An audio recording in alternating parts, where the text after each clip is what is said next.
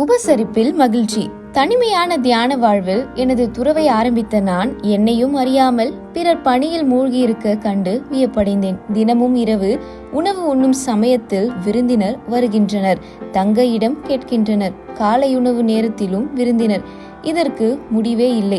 சில நாட்களில் இரவிலும் 10-11 விருந்தினர் வந்து கூடி விடுகின்றனர். தினமும் 60 முதல் 100 வரை என்னை பார்க்க வருகின்றனர்.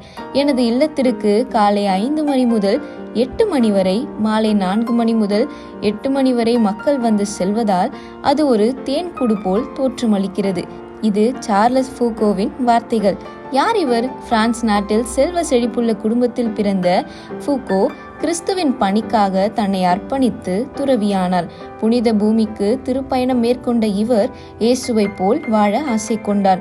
1901ஆம் ஆண்டு தன் மிஷனரி பயணத்தை அல்ஜீரியாவை நோக்கி ஆரம்பித்தார். துவாரெக் மக்களின் நலனுக்காக கோவில் ஒன்றினை அமைத்து அதன் உச்சியில் ஒரு சிலுவையை நாட்டினார். இதுவே அந்நாட்டின் முதல் திருச்சபை.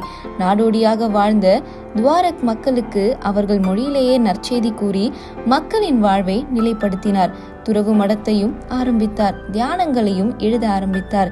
ஏழைகளின் துணிகளையும் சலவை செய்து கொடு, அவர்கள் தங்கியிருக்கும் இடத்தை சுத்தம் செய், கூடுமானவரை இவற்றையெல்லாம் நீயே செய், பொது கழிவறைகளையும் நீயே கழுவு, பணி செய்யவே வந்தேன் என்ற இயேசுவை பின்பற்றி நீ ஒரு பணியாளனாகவே இரு என்று கூறிய சார்லஸ் ஃபூகோ தன் வாழ்நாளெல்லாம் பணியாளனாகவே வாழ்ந்து இயேசுவின் சிறிய சகோதரர்கள் என்ற அமைப்பை உலகிற்கு தந்து உன்னதரிடம் சென்றார். அன்பரே, பிறருக்கு பணி செய்வதில் உங்கள் செயல்கள் எப்படி உள்ளது? வாழ்விலிருந்து வாழ்வுக்கு. இயேசுவின் துன்பத்தில் பங்கு கொண்டால்தான் அவரது இன்பத்தில் பங்கு கொள்ள முடியும்.